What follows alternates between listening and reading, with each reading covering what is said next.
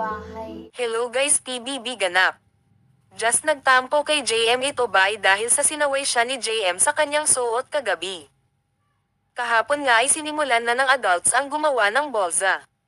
At napansin nga ni JM na sobrang ikli ng suot ni Jazz, kaya gusto ni JM na palitan niya ito, baka daw masugatan ang legs niya.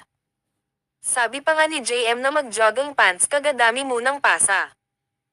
Dahil nga sa mga kawayan, sabi naman ni Jazz na okay lang, at parang nagalit nga si JM doon dahil ayaw makinig ni Jazz sa kanya.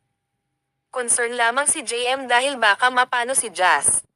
Kagaya nung nag-volleyball sila, ang daming pasa ni Jazz, kaya ayaw ni JM na maulit yun, kaya gusto niya na magpalat si Jazz dahil sobrang sexy nga ng kanyang pangbaba. Pagkatapos nga ng kanilang discussion ay nang sila na ay patulog, itong si Jazz ay ayaw nang kausapin si JM. Kaya itong si JM agad-agad na gumawa ng paraan. He act like he's a boyfriend na talaga. Sinusuyo niya nga ito. Nilapitan niya si Jazz at tinanong kung ano ang problema. Dito nga kinilig si Jazz, hindi niya matiis ang isang ibare, kaya naman noong lumapit si JM sa kanya, dito na siya tumawa at nagsalita. Nagkabati din naman silang dalawa dahil nga tinutokso sila ni Colette at Binsoy. Nakakasad na kung kailan mas napapalapit na ang JM Jazz ay unti-unti na din palapit ang eviction night, at possible na isa sa kanila ay mamaalam ngayong Sabado. Kayo ba guys ay susuportahan nyo at papayag kayo na magstay pa sa bahay ni Kuya ang JM Jazz? O mas pipiliin nyo na mawala ang isa sa kanila? E-comment sa baba.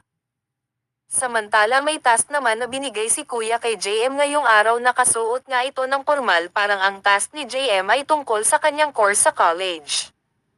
Malalaman yan mamaya, update ko kayo kung ano ba talaga ang task ni JM. Saka mamaya na din mag-uusap-usap ang mama ni Jazz at Sofia. Kaya kung gusto nyo maging updated ay mag-subscribe at i-like ang video para parati kang ma-notify sa latest news about PBB. Yun lang, salamat.